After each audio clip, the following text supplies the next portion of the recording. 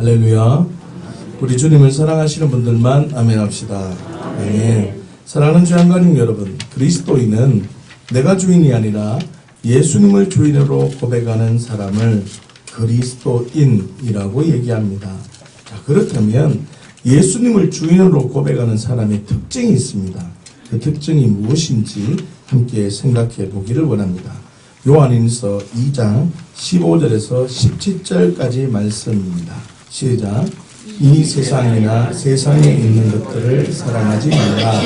누구든지 세상을 사랑하면 아버지의 사랑이 그 안에 있지 아니하니 이는 세상에 있는 모든 것이 육신의 정욕과 안목의 정욕과 이생의 자랑이니 다 아버지께로부터 온 것이 아니요 세상으로부터 온 것이라.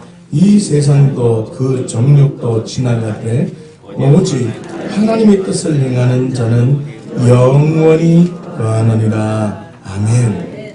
여러분, 이 세상이나 세상에 있는 것들을 사랑하지 말라고 선언하고 있습니다. 세상에 있는 것들을 사랑하지 않는 이유는 무엇입니까? 아버지의 사랑이 무엇인지 발견되어졌기 때문입니다. 그렇다면 아버지의 사랑이 무엇입니까? 12절을 보시면 너희 죄가 예수님의 이름으로 사함을 받은 것이 아버지의 사랑이라는 것입니다. 아버지의 사랑은 어디에서 발견되어진다는 겁니까? 십자가에서 발견되어지고 그 십자가에서 아버지의 사랑이 확증된 게 바로 부활입니다. 다시요. 아버지의 사랑은 십자가와 이 부활로 아버지의 사랑이 발견되어지는데, 부활을 예수님이 그냥 살았다 수준으로 생각하면 부활을 믿는 것이 아니라고 했습니다. 예수님의 부활을 믿음으로 반응한다는 말은 예수님께서 십자가의 죽으심으로 말미암아 말씀을 지키는 자리까지 말씀 지키고 순종하며 복종하는 자리에 갔을 때 하나님께서는 그 말씀을 지키는 예수님에게 사랑을 나타내 주시고 하나님의 은혜와 긍휼을 나타내 주셨는데, 십자가의 죽기까지 복종했을 때 나타내신 하나님의 사랑이 뭐라고요? 부활이라는 겁니다. 단순히 부활은 살아났다 수준이 아니라 하나님의 사랑이 부활이라는 말입니다.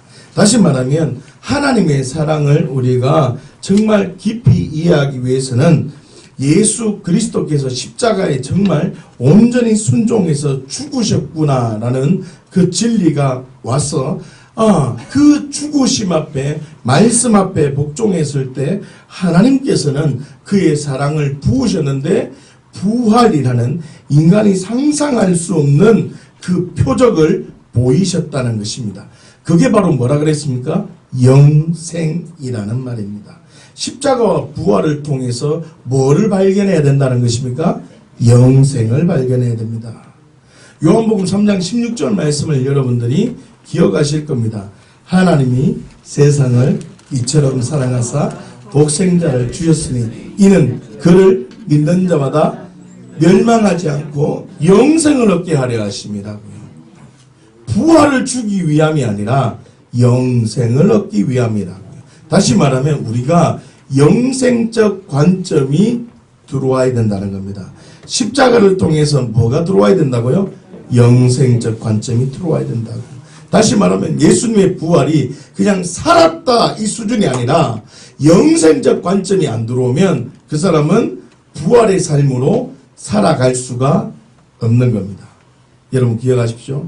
영생적 관점은 예수님께서 하나님 품 안에 있으므로 예수님께서는 하나님의 말씀을 지키고 복종하는 자리에 있으므로 하나님의 사랑을 늘 경험하는 그 삶을 살았습니다. 그 삶이 바로 뭐라고 했습니까? 영생적 관계입니다. 다시 말하면 이 영생적 관점을 정말 절정의 시간으로 우리에게 보여주신 것이 뭐라고요? 십자가와 부활이라는 겁니다. 다시 말하면 십자가가 우리에게 영생이 되는 그 길이 뭐라고요? 하나님의 말씀에 죽기까지 복종한 자리, 그리고 그 죽기까지 복종한 자리를 하나님이 사랑으로 부어주셨기 때문에 이야 죽기까지 하나님 말씀 직면하면 하나님께서는 초자연적으로 하나님이 권능을 부어주시는구나. 그 표적이 뭐라고요? 부활입니다. 여러분 제가 지금 계속 반복적으로 얘기하는데 이 진리가 여러분들의 삶 속에 십자가와 부활의 의미가 무엇인지, 십자가가 어떤 의미인지, 부활이 어떤 의미인지, 그 총체적인 의미가 영생적 관계라는 것을 직면하지 못하면 우리는 그리스도인답게 삶을 살아갈 수가 없습니다. 여러분 12절 말씀을 다시 한번 보십시오. 너희 죄가 예수님의 이름으로 사함을 받은 것이 뭐라는 말입니까? 아버지의 사랑입니다. 영생이라는 말입니다. 그래서 영생이라는 이 가치가 들어온 자는 내가 어디서 건짐을 받았는지 알고, 영생이라는 가치가 들어온 자는 내가 어떤 은혜를 받았는지 안다는 겁니다. 다시요. 내가 어디서 건짐을 받았는지 알고 내가 어떤 은혜를 받았는지 안다면 세상에 있는 것들을 사랑할 수 없는 겁니다. 다시 말하면 아버지의 사랑을 발견한 그리스도인은 어떤 상황과 어떤 환경이라 할지라도 불평하는 삶이 아니라 감사하면서 살아간다는 말입니다. 그 이유는 무엇입니까? 새로운 생명. 그 생명은 원망과 불평이 없는 생명입니다. 새로운 생명은 내가 옳다는 것이 아니라 하나님은 언제나 옳습니다. 이 진리가 있는 생명이기 때문에 불평하는 삶이 아니라 감사하며 살아가는 삶으로 살아간다는 말입니다. 여러분 13절을 보시면 태초부터 계신 하나님을 알게 된 것이 아버지의 사랑입니다. 여러분 태초부터 계신 하나님을 알게 되었다는 말은 부활하신 예수 그리스도 앞에 직면이 되었다는 겁니다. 부활의 주님이 나의 주님이고 부활의 능력이 내 능력이 되어졌다는 말입니다. 이 말이 무슨 뜻이냐면 하나님의 나라가 내 안에 진리로 왔다는 말입니다. 다시 말하면 하나님의 나라가 더 현실적이고 이 땅의 나라가 나에게는 그렇게 의미가 없다는 말입니다. 이 말이 이 땅에 있는 걸 다 포기하며 살아라 이런 수준이 아닙니다. 내 마음이 이 땅의 것 때문에 흔들리는 자 아니라 내 마음이 하나님의 나라 때문에 내 마음이 더 춤을 추는 겁니다. 이 가치가 되어지는 겁니다. 뭐 돈을 포기해라, 사람을 포기해라, 목적을 포기해라 이런 저급한 수준이 아닙니다. 내 수준이 이 땅의 것 때문에 내 마음이 흔들리지 않고 하나님의 나라 때문에 내 마음이 기뻐하고 하나님의 나라로 인하여 내 마음이 즐거워하며 춤을 춘다는 겁니다. 예전에는 이 땅의 것 때문에 성령이 말할 수 없는 탄식 가운데 있었지만 새로운 생명이 들어오니까 이 땅에 내 눈이 가 있는 것이 아니라 하나님의 나라가 내 마음에 있기 때문에 성령과 함께 춤을 추면서 살아간다는 말입니다. 할렐루야. 잘 보세요. 내가 주인 되어서 말 못하는 우상에게 끌려다니다가 지옥 불구덩이에 들어가게 될 나를 구원하기 위해서 태초부터 계신 하나님의 경륜과 하나님의 사랑, 하나님의 그 열심을 내가 발견했다면 이 세상에 있는 것들을 사랑할 수 있을까요? 없을까요? 없는 겁니다. 나를 이 지옥 불구덩이에 계속 들어가게 될 이 나를 건져내서 흑암의 권세에서 나를 건져내서 그의 사랑의 아들의 나라로 옮기셨다는 그 놀라운 하나님의 경륜과 하나님의 사랑 앞에 내가 직면되고 발견되어졌다면, 정말 발견되어졌다면 나는 세상에 있는 것들을 사랑할 수 없는 겁니다. 다시 말하면 아버지의 사랑을 힘입어 지금 이 순간만이라도, 따라합시다. 시작. 지금, 다시요. 시작. 지금 여러분, 아버지의 사랑을 힘입어서 지금 이 순간만이라도 하나님의 말씀은 언제나 옳습니다. 이렇게 고백하면서 악한 자들과 싸워서 승리해 본 사람은 세상에 있는 것들을 사랑하지 않는 겁니다. 다시 말하면 지금의 상황이 이해할 수 없는 상황이라 할지라도 하나님의 섭리와 계획하심을 바라보면서 불평하는 삶이 아니라 감사하면서 살아간다는 것입니다. 기억하십시오. 12절입니다.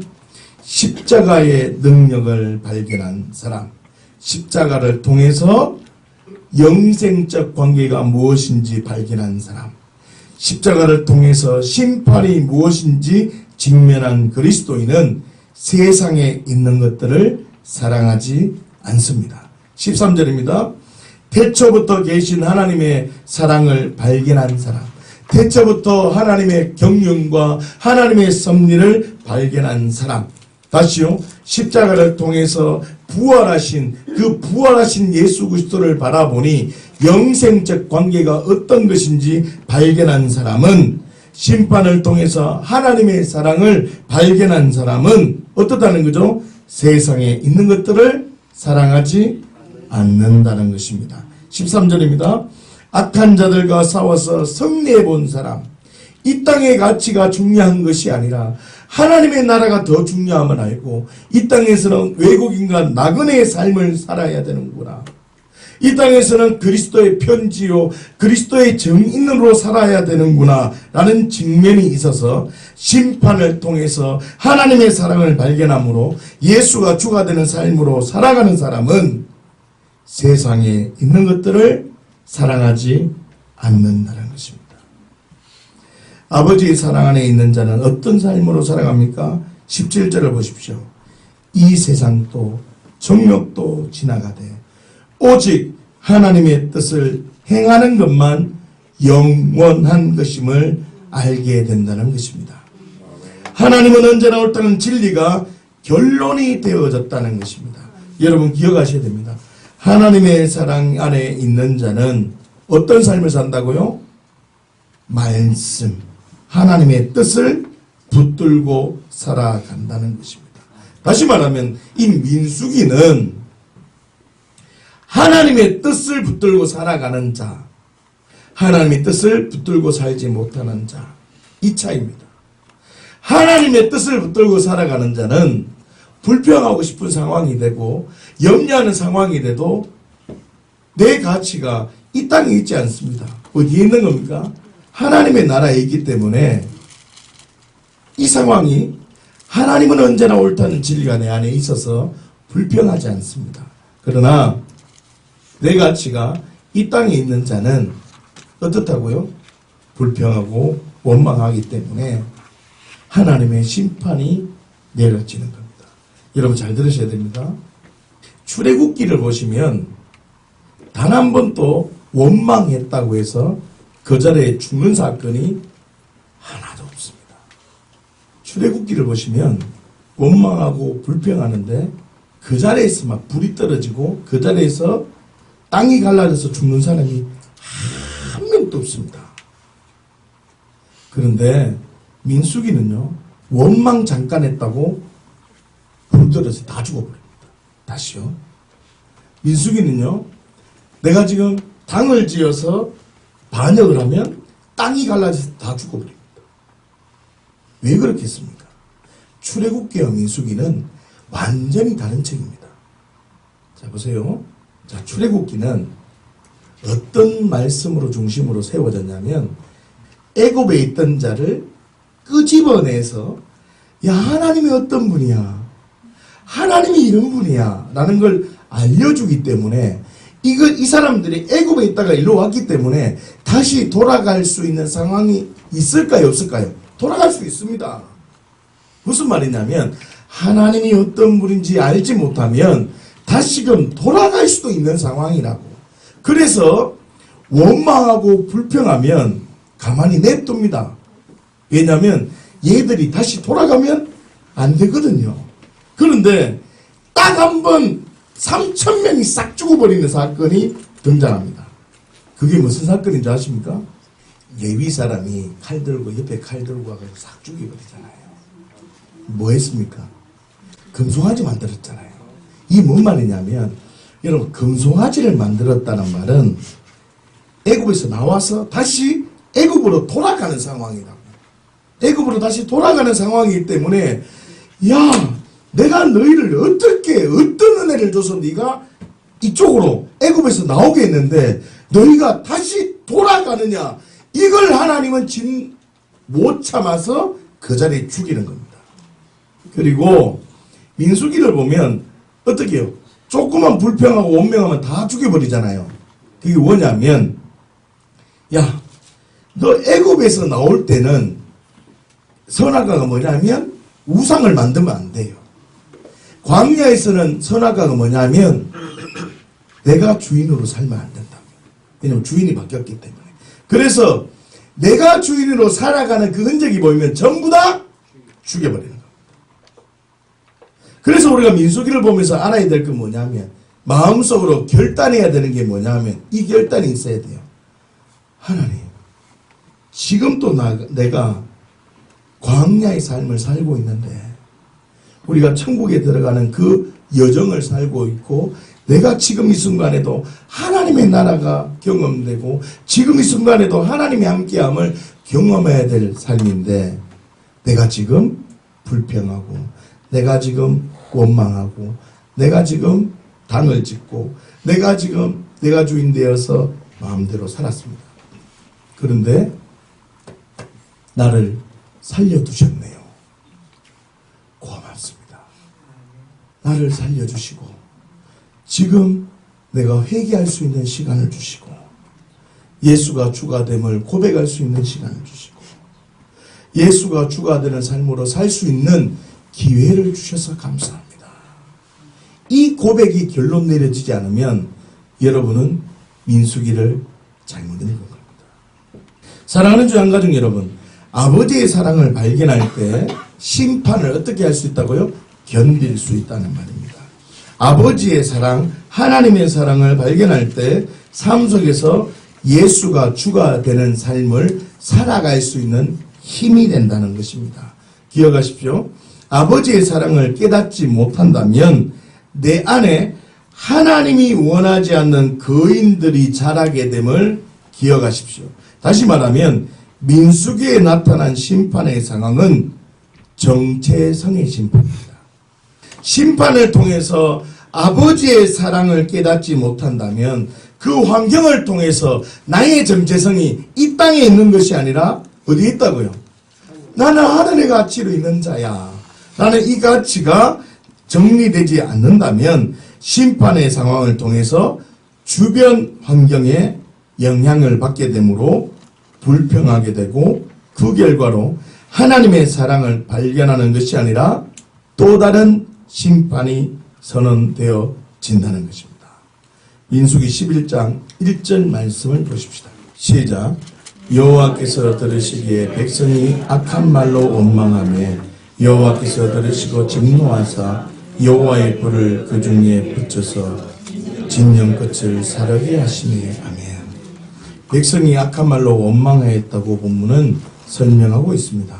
백성들의 원망을 들은 하나님께서는 불로서 심판하였다는 내용입니다. 사랑하는 주 양가족 여러분, 악한 말을 원망했다고 불로 죽였다는 상황이 여러분들은 이해가 되십니까? 설득이 됩니까?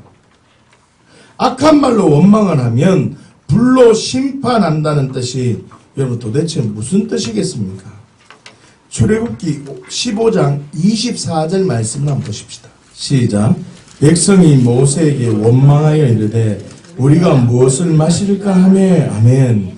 여러분 22절을 보시면 이스라엘 백성이 홍해를 건넌 뒤에 수르 광야를 지나게 되었습니다. 그런데 사흘 길을 걸었지만 물을 얻지 못했다고 설명하고 있습니다.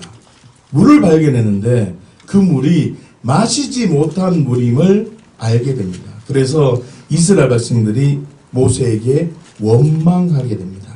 자, 그런데 민수기 11장과 다른 모습을 발견할 수 있습니다. 출애굽기에서는 물을 마실 수 있는 물로 바꾸어졌을 뿐인데 민수기 11장은 불이 나와서 원망하는 사람을 죽였다는 내용이 등장한다는 말입니다. 출애굽기 말씀은 불이 나와서 죽였다라는 내용이 없는데 민수기 11장에는 불이 나와서 원망하는 사람을 죽였다는 것입니다. 여러분, 왜 출애굽기에서는 원망을 할지라도 불로 사르지 않고 민수기에서는 불로 살랐겠습니까? 다시 요한일서 2장 13절 말씀을 보십시다. 시작. 아비들아, 내가 너희에게 쓰는 것은 너희가 태초부터 계신 이를 알았으며 청년들아, 내가 너희에게 쓰는 것은 너희가 악한 자를 이겼습니다. 아멘. 여러분, 출애굽기의 상황에서는 이스라엘 백성이 아직은 어린아이와 같은 상황이기 때문입니다.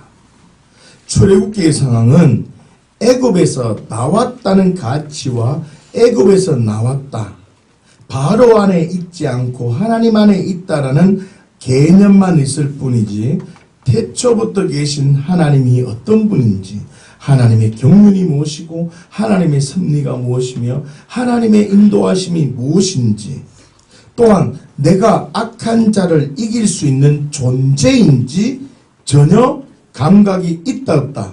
없다는 겁니다. 그러나 민수기의 상황은 다르다는 것입니다. 하나님이 어떤 분인지 경험하게 되었다면 불평하는 삶이 아니라 너희가 악한 자를 어떻게 해요? 이기는 자리에 있기를 원한다는 말입니다. 다시요. 여러분들이 복음을 발견했다는 말이 엄청난 부담이 될 수 있습니다. 악한 자를 이기는 자리에 있어야 된다는 말입니다. 말씀을 지키는 자리에 있어야 된다는 말입니다. 하나님의 말씀을 읽고 있다는 말은 뭐 도 닦는 수준이 아닙니다. 하나님의 말씀을 읽음으로 이야, 하나님 살아계시는구나. 이야, 하나님 은혜가 있구나. 하나님 말씀을 지키면 하나님의 사랑이 나를 덮구나. 하나님 말씀을 진리로 여기는 자에게는 그 여기는 만큼 하나님의 사랑이 나에게 부어지는구나. 이 진리로 결론을 내리면 내가 있는 지금 이 순간만이라도 하나님 말씀 이루기로 결론 내리면 악한 자를 이기는 자리에 있게 된다는 말입니다. 사랑하는 주의 가족 여러분, 백성의 원망을 통해서 지금 민수기 11장 말씀이 백성들이 원망합니다. 자기 스스로 지금 원망하게 됩니다. 이 백성들의 원망을 통해서 우리에게 선언하는 심판이 무엇인지 알아야 합니다. 너희가 악한 자를 이기는 자리에 있을 것이냐, 아니면 불평하는 삶의 자리에 있을 것이냐, 이런 심판이 선언되고 있다는 겁니다.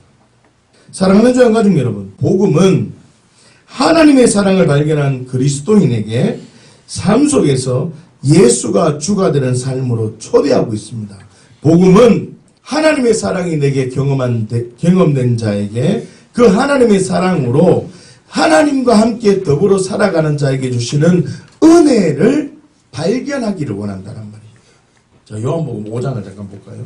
24절입니다. 함께 보겠습니다. 내가 진실로 진실로 너희에게 이르노니 내 말을 듣고 또 나 보내신 이를 믿는 자는 영생을 얻었고. 자, 영생을 얻는 진리가 뭐라고요? 내 말을 듣고 나 보내신 이를 믿는 겁니다. 다시요. 하나님이 세상을 이처럼 사랑하사 독생자를 주셨으니 이런 그를 믿는 자마다 멸망치 않고 뭘요? 영생을 얻는다고 하는데, 이 영생이라는 것은 뭐라고요? 지금 내 말을 듣고 또 나 보내신 이를 믿는 거라고. 이 가치가 안 들어오면 우리는 이 땅에서 하나님의 나라를 경험할 수가 없습니다. 그래서 진실로 진실로 너희에게 이르노니 죽은 자들이 하나님의 아들의 음성을 들을 때가 오는데 곧 이때라. 듣는 자는 어떻게 해요? 살아난다. 듣는 자만 살아납니다. 부활이라는 것은 말씀을, 죽음의 상황에도 말씀을 지키고 나아간 예수님에게 하나님께서 부어주신 사랑이 부활입니다. 부활을 사셨네 이게 부활이 아니라니까요. 부활을 믿는다고 하면서 말씀과는 전혀 상관없이 삽니다. 예수를 주로 고백하면서 천국 간다고 생각해요. 천국이 중요한 게 아니라 했잖아요. 뭐가 더 중요하다고요? 영생. 그 뒤에 나옵니다. 26절이죠. 아버지께서 자기 속에 생명이 있음같이 아들에게도 생명을 주고 그 속에 있게 하셨고 또 인자됨으로 말미암아 심판하는 권한을 주셨느니라. 이를 놀랍게 여기지 말라. 무덤 속에 있는 자가 다 그의 음성을 들을 때가 오나니 시작. 선한 일을 행하는 자는 악한 일을 행하는 자는 여러분 무슨 부활을 맞이하실 겁니까? 생명의 부활을 맞이해야 됩니다. 생명의 부활을 맞이한다는 말은 영생적 관계 안으로 들어가야 된다. 십자가 부활을 바라보면서 야 너 영생적 관계로 들어오라는 겁니다. 야 너 죽기까지 숨이 턱턱 막히는 상황이라 할지라도 말씀 지키는 게 힘들다 할지라도 예수 그리스도를 바라보며 말씀 지키면 예수님이 죽음 앞에도 말씀 지킬 때 하나님의 사랑으로 부어주셔서 부활하신 것처럼 야 너 숨이 턱턱 막히는 상황에도 말씀 지키면 하나님이 초자연적 기적과 능력을 부어주신다. 하나님의 사랑을 경험하게 된다. 이 말입니다. 여러분 이 계시가 안 들어오면 그리스도인의 능력을 경험할 수가 없습니다. 복음은 하나님의 사랑을 발견한 그리스도인에게 삶 속에서 예수가 주가 되는 삶으로 초대하신다는 말입니다. 사랑하는 주양가정 여러분, 불평하고 싶은 마음이 들 때 어떻게 해야 된다는 겁니까?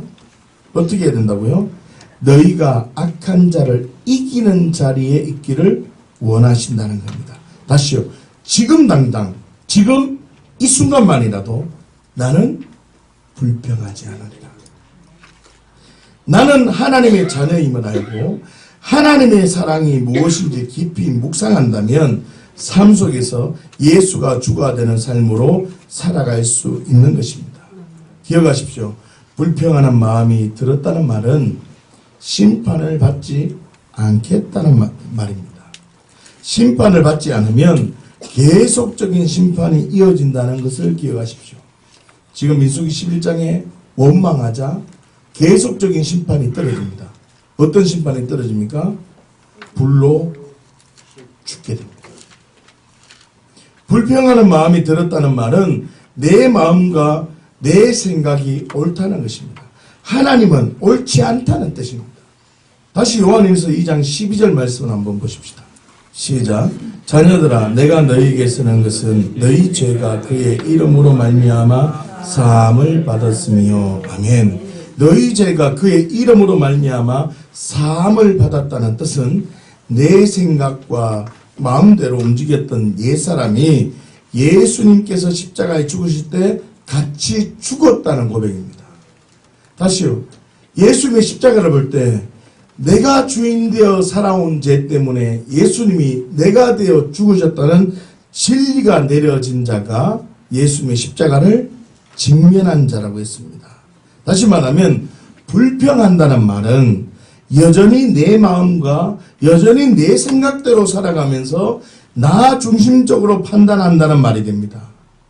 다시 말하면 내 생각이 옳은 것이지 내 마음이 옳은 것이지 하나님은 언제나 옳지 않다는 말입니다. 불평한다는 말은. 다시 말하면 출애굽기의 상황에서 원망을 했을 때에는 재앙을 내리지 않았는데 민수기의 상황에서 원망했을 때에는 재앙을 내렸다는 말은 내가 주인으로 살아가는 자는 하나님의 나라에 결단코 들어갈 수 없다는 예언적 계시라는 말입니다. 다시요. 출애굽기의 주요 내용은 애굽에서 건져내는 것이 주요 내용입니다. 다시 말하면 옛사람을 건져내는 것이 주요 흐름이기 때문에 불평할 수 있는 상황에서 심판을 하지 않은 겁니다. 야, 너 불평해도 되는데 더 중요한 건 출애굽기 상황에서 더 중요한 게 뭐라고요? 야, 너 말 못하는 우상에서 건져내는 게 중요하다. 흑암의 근세에서 그의 사랑의 아들의 나라를 어떻게 해요? 건져내는 게 더 중요하다. 그 중심에서 기록된 것이 출애굽기라고. 그러나 출애굽기에서 송아지, 금송아지를 만든 사건은 레위인을 통해서 3,000명가량을 죽이는 사건이 등장합니다. 즉결 심판이 이루어집니다. 왜 그렇습니까? 옛사람을 건져내서 새로운 피조물로 하나님의 통치 가운데 있는 그 자로 하나님이 만들어놨는데 도리어 옛사람의 모습으로 돌아가려고 하니까 하나님이 심판하는 겁니다. 다시 옛사람으로 돌아갔기 때문에 심판이 선언된 것입니다. 다시 말하면 민수기의 상황은 주도권이 바뀐 상태고, 다시 말하면 하나님의 나라로 들어가는 것이 주요 흐름이기 때문에 내가 주인된 모습을 완전히 제거하는 모습이 그려지고 있다는 것입니다. 다시 말하면 하나님의 나라로 들어가기 위한 훈련 과정 속에서는 내가 주인으로 살아가는 모습을 엄격하게 심판하고 있다는 것을 알고 있어야 한다는 것입니다. 사랑하는 주양가족 여러분, 내가 지금 원망하고 있다는 말은 내가 주인이라는 뜻이고 하나님은 언제나 옳지 않다는 고백입니다. 그런데 우리는 원망하면서 살아갑니다. 불평하면서 살아갑니다. 그런데 우리는 내가 늘 옳다고 살아간다. 사람자 입장에서 보면 옳은 게 아닙니다. 자기 자신의 옳음이 절대 아니라니까. 우리는 늘 내가 옳다고 살아가면서 살아간다니까요. 그러면서 원망한다니까. 그런데도 우리가 원망하면서 살아가고 있지만 하나님께서 심판하지 않고 심판을 받지 않고 살아가고 있다는 말은 이런 뜻입니다. 지금부터라도 예수님이 주인이 되어서 하나님은 언제나 옳다고 고백하는 자가 되어라. 지금부터라도 예수님이 주인이 되어서 예수가 주가 되는 삶을 살아가라고 초청하고 있는 겁니다. 야, 너 지금 내가 너를 심판하지 않고 너를 살리고 있다는 말은 지금부터라도 예수가 주가 되는 삶으로 살아라. 네가 주인 되어 살지 말고 예수가 주가 되는 삶으로 살아라. 기회를 주고 있는 거라. 이 깊은 비밀을 발견하고 직면하는 하나님의 은혜 속에 살고 있다는 것을 발견하는 저와 조양가족 우리 모든 교회 공동체 식구들이 되시기를 예수님 이름으로 축원합니다. 민수기 11장 6절 말씀을 보십시다. 시작. 이제는 우리의 기력이 다하여 이 만나 외에는 보이는 것이 아무것도 없도다 하니 아멘. 여러분, 만나 외에는 보이는 것이 아무것도 없다고 불평하기 시작합니다. 자, 불평하게 되었습니다. 그 결과 어떤 결과가 생깁니까? 33절과 34절 말씀을 보십시다. 시작.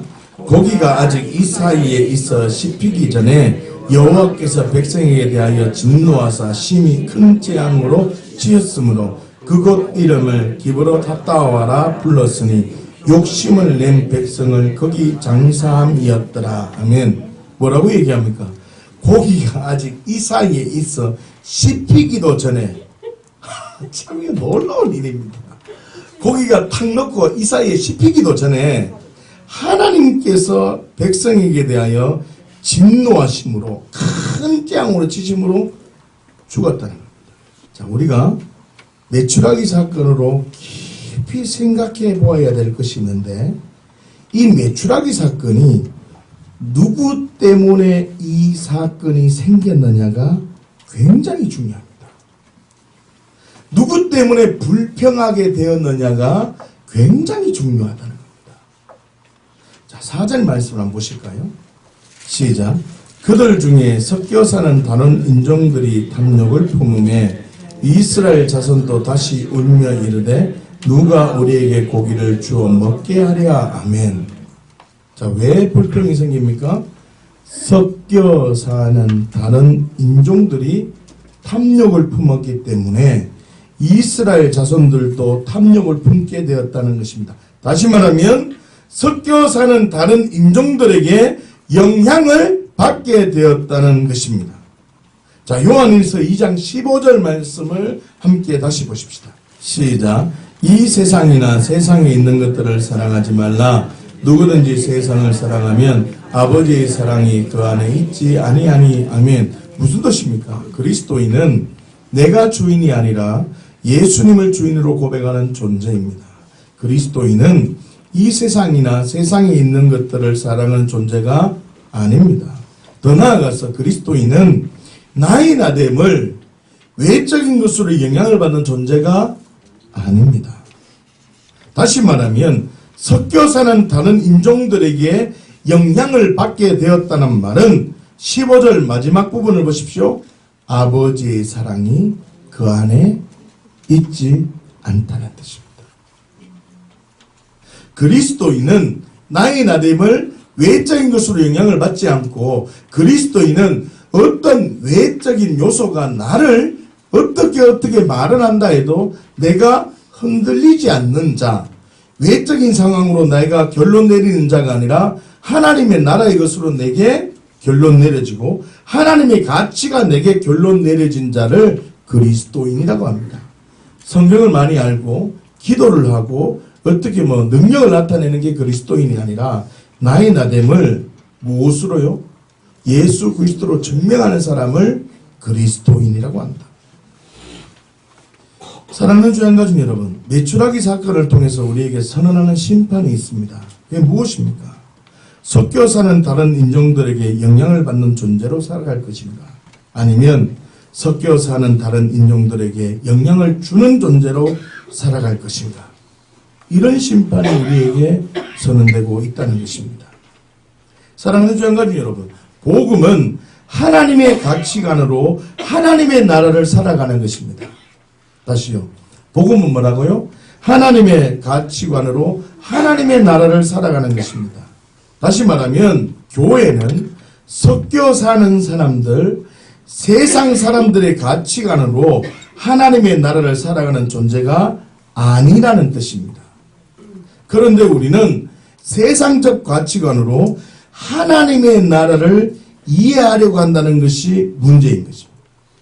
교회는 여러분 세상적 가치관으로 교회를 움직이는 게 아닙니다.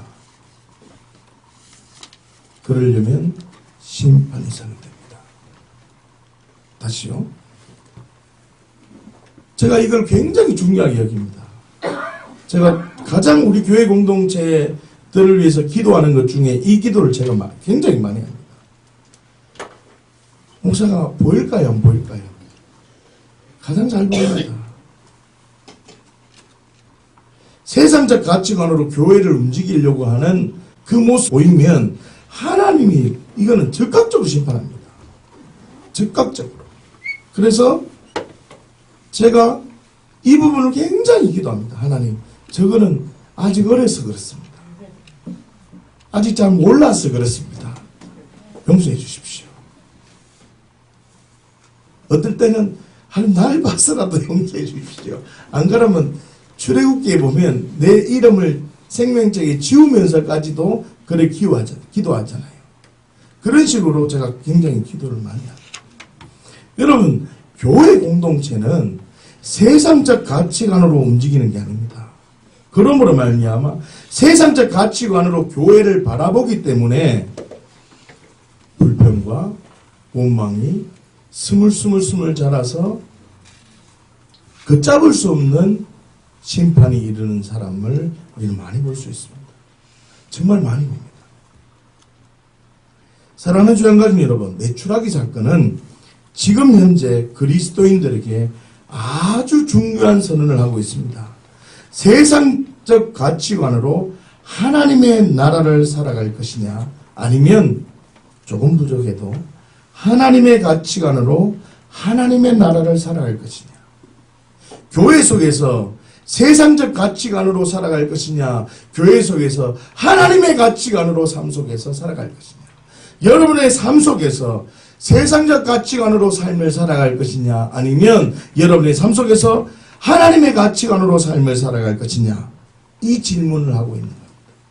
사랑하는 주양 가족 여러분, 성경 말씀은 이론이야. 어떻게 하나님의 말씀대로 살 수 있냐고 생각을 한다면 내가 주인이라는 뜻이고 하나님은 언제나 옳지 않다는 고백입니다. 그런데 우리는 가만히 생각을 해보면 세상적 가치에다가 하나님의 나라를 집어넣으려고 한다는 겁니다. 그런데도 우리가 심판을 받지 않고 살아있다는 말은 지금부터라도 예수님이 주인이 되어서 하나님은 언제나 옳다고 고백하는 자가 되어라 기회를 주는 겁니다. 세상적 가치관에다가 하나님의 나라를 집어넣고 내 마음대로 살아가고 있는데도 불구하고 심판을 받지 않고 있다는 말은 지금부터라도 예수님이 주인이 되어서 예수가 주가 되는 삶을 살아가라고 초청하고 기회를 주고 있다는 것입니다. 여러분, 이 부르심 앞에 직면해서 예수가 주가 되는 삶으로 살아가는 우리 주양교회 공동체 식구들이 되시기를 예수님의 이름으로 축원합니다. 민수기 16장 1절에서 2절까지 말씀을 보십시다. 시작. 레위의 정손 고앗의 손자 이스라엘의 아들 고라와 루벤 자손 엘리압의 아들 다단과 아비람과 벨렛의 아들 온이 당을 짓고 이스라엘 자손 총회에서 택함을 받은 자 곧 회중 가운데에서 이름 있는 지휘관 250명과 함께 일어나서 모세를 거스르니라. 아멘. 자, 보세요. 고라와 다단과 아비람과 온이 당을 짓고 지휘관 250명이 모세를 거스리는 장면입니다. 여러분, 당을 짓고 모세를 거스린 사람들의 결론이 어떻게 되었는지 아십니까? 민수기 16장 32절 말씀을 보십시다. 시작. 땅이 그 입을 열어 그들과 그들의 집과 고라에게 속한 모든 사람과 그들의 재물을 삼키네. 아멘.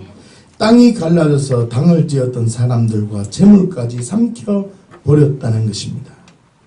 자, 그리고 고라와 다단과 아비람 온과 같이 당을 지었던 지휘관 250명은 35절을 보시면 불이 나와서 분향하던 250명을 불살라버립니다. 사랑하는 주한가족 여러분, 한 가지 질문을 해보겠습니다. 그리고 제가 이 말씀을 읽으면서 갑자기 질문이 생겼습니다. 해필이면 레위의 정손인 고라와 해필이면 루벤 자손인 다담과 아비람과 온이 같이 뭉쳤겠느냐 이 말입니다. 해필이면 왜 레위의 자손이 3명이나 있는데 무라리도 있고 많은데 해필이면 왜 고라와 다단과 아비람과 온이 같이 뭉쳐서 모세를 거스렸느냐 이 생각이 들었습니다. 민수기 2장 10절 말씀을 한번 보십시다. 시작. 남쪽에는 르벤 군대 진영의 군기가 있을 것이라. 르벤 자손의 지휘관은 스데올의 아들 엘리술이요. 아멘. 자, 르벤 자손은 성막을 중심으로 어디에 진을 쳤다고요? 남쪽에 진을 치고 있었습니다. 다시 말하면 다단과 아비람과 온은 누구의 자손입니까? 르벤의 자손이기 때문에 이 사람은 성막을 중심으로 어디에 살았다고요? 남쪽에 살았습니다. 자, 민수기 3장 29절 말씀을 보십시다. 시작. 고핫 자손의 종족들은 성막 남쪽에 진을 칠 것이요. 아멘. 여러분, 고핫의 자손이 어디에 진을 쳤다고 말합니까? 성막 남쪽에 진을 쳤다고 말합니다. 다시 말하면 고라, 다단, 아비람, 온은 전부 다 성막을 중심으로 남쪽에 진을 치고 있었다는 것입니다. 같은 곳에 진을 치고 있었다는 말입니다. 같은 곳에서 진을 치고 있었다고. 무슨 뜻입니까?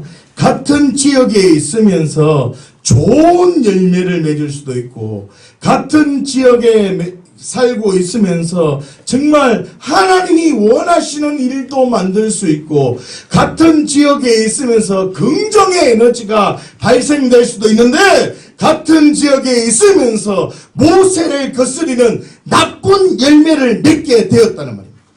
고라 반역의 사건을 통해서 우리에게 선언한 심판이 있습니다. 내가 있는 자리가 불평하는 자리, 상대방을 원망하는 자리가 되게 할 겁니다. 아니면 내가 있으므로 어떤 유혹에도 흔들리지 않는 자리가 될 것이냐. 다시요. 내가 그 자리에 있으면서 문제가 풀어지는 자리가 될 것이냐. 내가 있으면서 문제가 자꾸 발생하는 자리에 있을 것이냐. 고라 사건을 통해서 지금 우리에게 말씀하고 있는 부분입니다. 사랑하는 주양가족 여러분, 교회는 한 몸이어야 됩니다. 교회는 한 몸이라니까. 다시 말하면 교회는 끼리끼리 모이는 곳이 아니라는 것입니다. 한 몸으로 다 같이 모여지는 겁니다. 교회는 한 몸으로 뭉쳐지는 것이지 내가 좋아하는 사람만 뭉치는 것이 아닙니다. 여러분, 교회는 주일날 예배드리고 가는 게 교회가 아닙니다.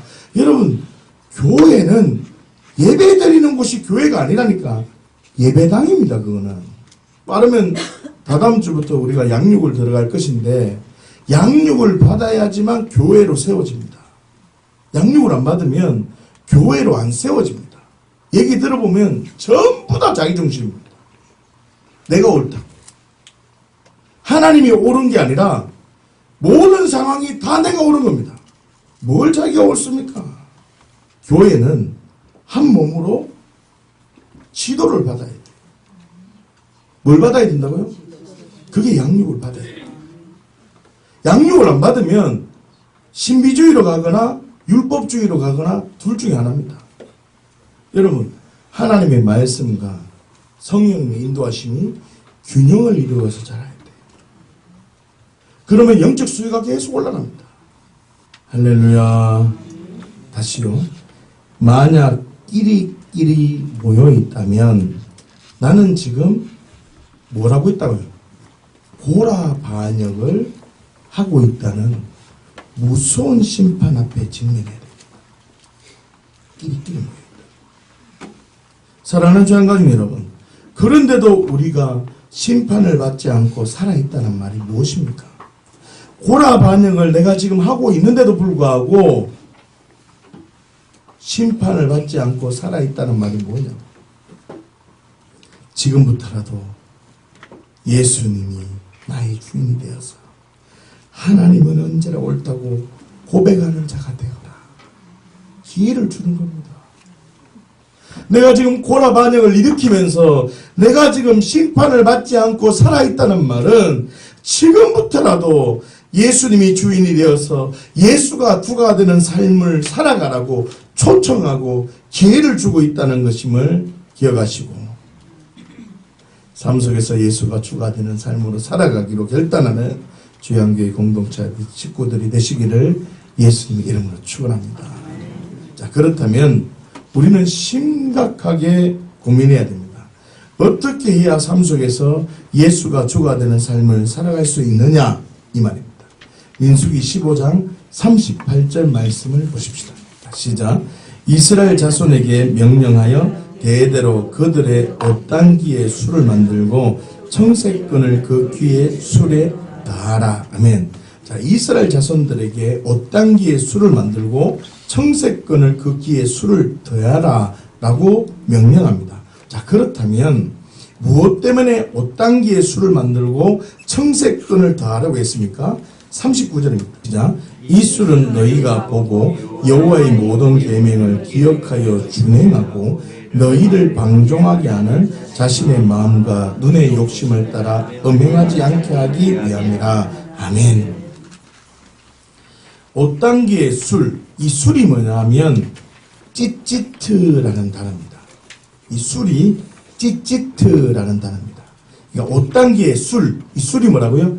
찌찌트라는 건데 이 옷단기의 술을 만든 이유는 여호와의 모든 계명을 기억하고 준행하는 것은 물론이고 자신의 마음과 눈의 욕심을 따라 음행하지 않기 위함입니다. 다시 말하면 옷단기의 술을 통해서 계명을 기억하고 준행하라는 뜻입니다. 무슨 뜻입니까? 어떤 상황이라 할지라도 계명을 기억하고 준행할 때 예수가 주가 되는 삶으로 살아갈 수 있다는 겁니다. 다시요. 어떤 상황에도 흔들리지 않는다는 말은 5단계의 술, 그것을 매라라는 말은 내 안에 뭘 붙들라는 말이에요. 말씀은 계명을 기억하고 준행해라 이 말입니다. 사랑하는 주양가족 여러분, 5단계의 술을 입고 있다 할지라도 민수기 16장과 같은 어떤 반영이 생길 수 있습니까? 고라 반역이 생길 수 있다는 말입니다. 무슨 뜻입니까?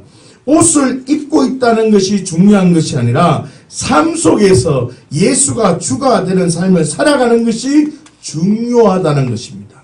자, 그런데 우리가 지금 생각해야 될 게 뭐냐면 민수기 15장에서 이 5단계의 술을 만들어라. 다시요. 야, 너희가 지금 하나님의 말씀을 붙들고 있을 때 어떻게 해야 된다고? 자신의 마음과 눈의 욕심을 따라 음행하지 않아. 하나님의 말씀을 붙들 때 너희가 이 땅의 삶대로 불평하는 삶이 아니라 하나님의 가치로 하나님의 나라를 바라보면서 즐거워하고 불평을 뛰어넘을 수 있는 존재가 돼. 무엇이 진리라고요? 말씀이 진리야 라고 말을 했는데도 불구하고 바로 그 다음 장에 16장에 그 찌찌트를 입고 있는 5단계의 술을 메고 있는 그 사람들이 같이 모여서 강을 짓게 되고 그 사람들이 전부 다 땅에 삼킨 바 되는 그 일이 일어났다는 겁니다. 다시 말하면 우리가 말씀을 어떻게 대하느냐, 말씀을 어떤 관점으로 대해야 되느냐가 더 중요하다는 겁니다. 찌찌트를 입고 있느냐, 그것을 잡고 있느냐가 더 중요한 게 아니라 말씀을 대하는 자세, 태도가 더 중요하다는 겁니다. 여기까지 이해하십니까? 자, 그러면 오늘 본문 말씀인 누가복음 8장 44절 말씀을 보십시다. 시작. 예수의 뒤로 와서 그의 옷가에 손을 대니 혈류증이 즉시 그쳤더라. 아멘. 혈류증으로 앓는 여자가 예수의 뒤로 와서 그의 겉옷가를 만졌다고 말합니다.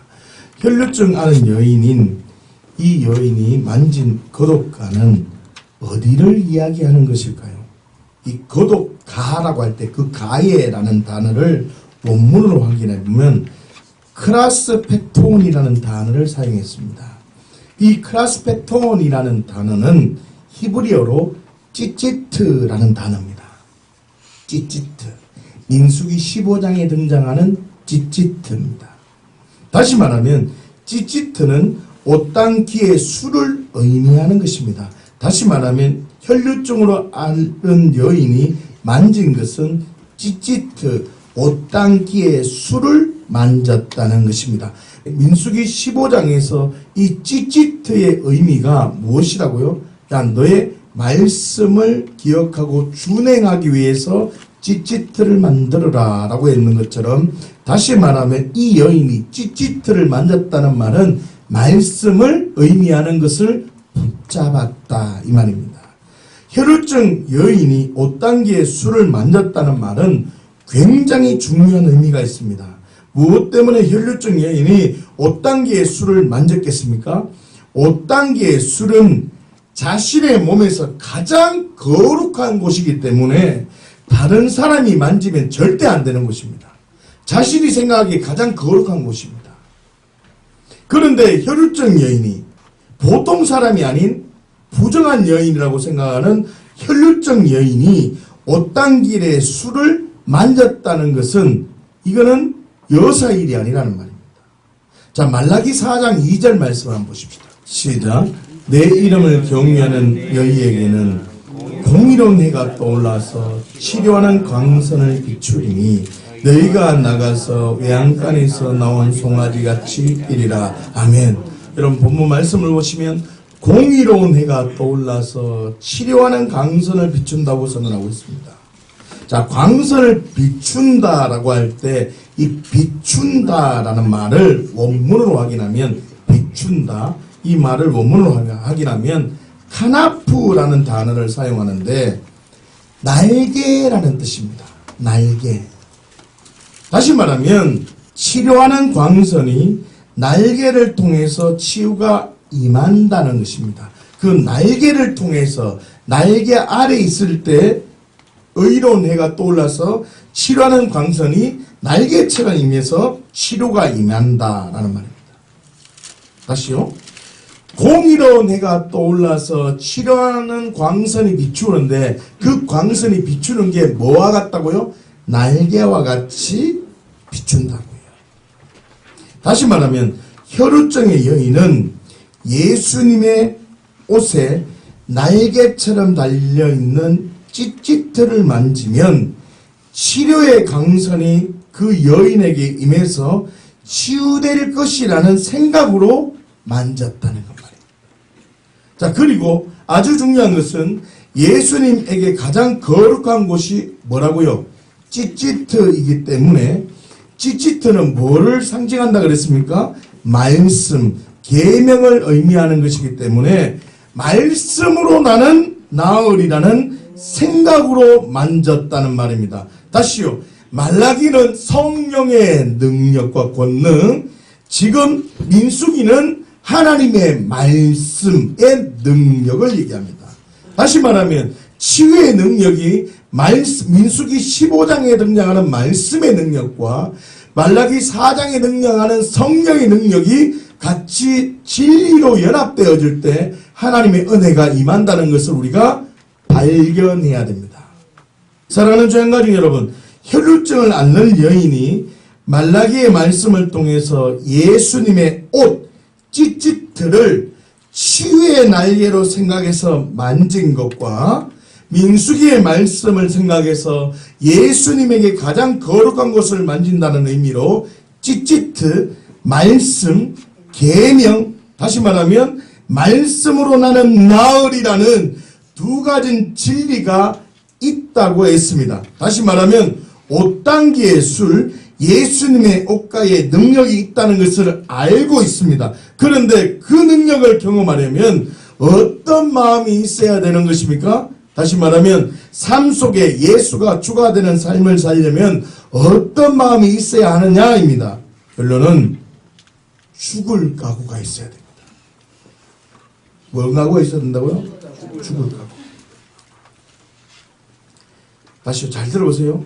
이 죽을 각오가 뭐냐면 말라기 말씀에 치유의 강선이 바란다는 그 말이 치유의 날개 안에 거하고 민수기 말씀에 말씀을 붙잡는다는 것은 그 말씀이 그 사람에게 가장 거룩한 곳을 만진다. 말씀을 붙잡는다는 거라. 그런데 그거 안에 딱 들어간다는 말은 죽을 각오가 전제돼야 된다. 다시요. 민수기 말씀을 우리가 직면해야 될 게 뭐냐면 우리가 나 죽었다라는 직면이 없으면 우리는 불평하면서 살아간다. 그러면 계속적인 심판을 경험하게 된다. 자, 누가복음 8장 47절 말씀에 답이 있습니다. 한번 보십시다. 시작. 여자가 스스로 숨기지 못할 줄 알고 떨며 나와 엎드려 그 손 댄 이유와 곧 나은 것을 모든 사람 앞에서 말하니 아멘. 여인이 스스로 숨기지 못할 줄 알고 떨면서 이야기를 합니다. 손을 댄 이유와 손을 댄 이유의 병이 치유되었음을 말합니다. 여러분, 손을 댄 이유가 무엇입니까? 자신이 혈루증을 앓는 여인이다 라는 말을 했다는 말입니다. 이 시대의 부정한 여인은 사람들과 함께 있을 수 있을까요? 없을까요? 없습니다. 성문 밖에 있습니다. 성문 밖에. 다시 말하면 이 여인도 아마 가브라움 바깥쪽에 그 집성촌에 있었더라. 그래서 이 사람이 치유되면 예루살렘으로 올라갑니다. 왜 예루살렘으로 올라가냐면 대제사장에 이제 자신의 몸을 보이고 나았다는 판결이 나면 이제 다시 공동체 속으로 들어가게 되는 거예요. 그러니까 다시 말하면 이 시대에는 부정한 여인은 사람들과 함께 있을 수도 없었습니다. 그런데 혈루증 여인이 사람들이 많은 곳에 들어왔다는 말은 여인이 죽을 각오를 하고 예수님의 옷을 만졌다는 것을 알아야 됩니다. 예수님이 다니실 때 사람들이 많이 있었거든요. 그러니까 지금 그 짧은 장소에 그 혈루증 여인 사람이 지나갔다는 말은 그 주변 사람들이 전부 다 부정한 여인과 함께 옷깃을 닿았다 안 닿았다? 전부 다 닿았다고. 그렇기 때문에 전부 다 부정한 사람이 되는 겁니다. 그래서 전부 다 뭘 해야 되냐면 정결례를 다 해야 돼. 정결예식을 다 해야 돼. 그래서 그 이스라엘 백성들은 부정한 걸 굉장히 싫어했거든요. 그런데 그것을 알고도 나를 부정하게 생각하면 돌로 친다는 걸 알고 있기 때문에, 그러나 내가 죽기를 각오하고 그 안으로 뚫고 들어가서 예수님의 옷을 만졌는데, 그것도 어디를 만졌다고요? 예수님이 가장 거룩하게 생각하는 그곳 찌찌털을 만졌다. 그러니까 두 개가 다 들어갔기 때문에 예수님에게도 맞을 짓이고, 예수님이 때리진 않겠지만 사람들에게도 돌에 맞아 죽을 그런 상황이라는 거예요. 그러니까 죽을 각오로 들어갔다는 말입니다. 잘 들어보십시오. 15년 동안 아무에게도 고침을 못 받으면서 죽기만을 기다렸던 여인이었는데, 내가 사람들에게 돌에 맞아 죽을지언정 예수님 옷자락 한번 만지고 죽자. 내가 이래 죽거나 저래 죽거나 마찬가지니까 예수님 옷자락 한번 만지고 죽자. 이런 마음으로 혈루증 여인은 예수님의 옷자락 술을 만졌다. 사랑하는 주 안가족 여러분, 술을 만진다고 기적이 경험되는 게 아닙니다. 가만히 생각해 보면 주변에 많은 사람들이 있었기 때문에 혈루증 여인만 만진 게 아닐 수 있습니다. 다른 사람도 만졌다고. 다시 말하면 죽을 각오로 말씀에 반응할 때 하나님의 사랑을 경험하게 된다. 다시요. 지금 제가 이 말을 하고 싶어가지고 이래 긴 시간 동안 설교한 겁니다. 죽을 각오로 말씀에 반응할 때 하나님의 사랑을 경험하게 되는 겁니다. 예수님이 십자가에 죽을 때 하나님의 사랑으로 나타난 게 부활이었습니다.